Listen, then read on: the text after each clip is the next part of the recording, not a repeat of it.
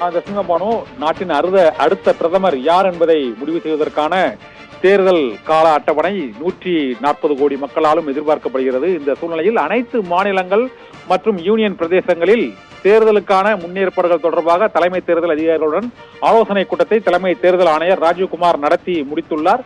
இறுதிக்கட்டமாக தேர்வுகள் நடைபெற்றுக் கொண்டு வருவதால் தேர்வுகள் முடிந்த பிறகு இந்த தேர்தல் கால அட்டவணை தொடர்பான அறிவிப்புகள் வெளியாகும் என எதிர்பார்க்கப்படுகிறது. நாளை மறுதினமே தேர்தல் கால அட்டவணை இறுதியாக வாய்ப்பு இருக்கிறது. அன்றே அடுத்த நாடாளுமன்ற தேர்தலுக்கான கால அட்டவணை வெளியிடப்படும் என எதிர்பார்க்கப்படுகிறது.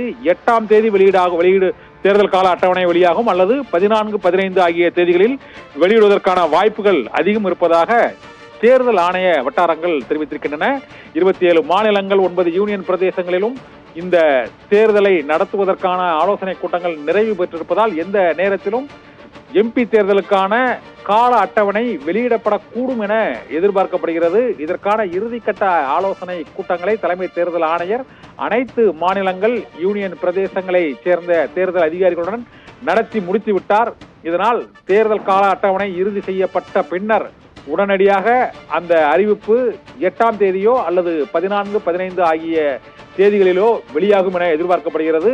இந்த தேர்தலானது 7 கட்டங்களாக கடந்த முறை போல இந்த முறையும் நடத்துவதற்கான வாய்ப்பு இருக்கிறது. உத்தரப்பிரதேச மாநிலம், மேற்கு வங்கம், பீகார் உள்ளிட்ட மாநிலங்களில், ஜம்மு காஷ்மீர் ஆகிய பகுதிகளிலும் 7 கட்டங்களாக தேர்தல் நடத்துவதற்கு வாய்ப்பு இருக்கிறது. இதே போல மத்திய பிரதேசம், மகாராஷ்டிரா, ஒடிசா ஆகிய மாநிலங்களில் 4 கட்டங்களாகவும், அசாம் மற்றும் சத்தீஸ்கர் உள்ளிட்ட மாநிலங்களில் 3 கட்டங்களாகவும் நடத்துவதற்கான வாய்ப்பு இருக்கிறது.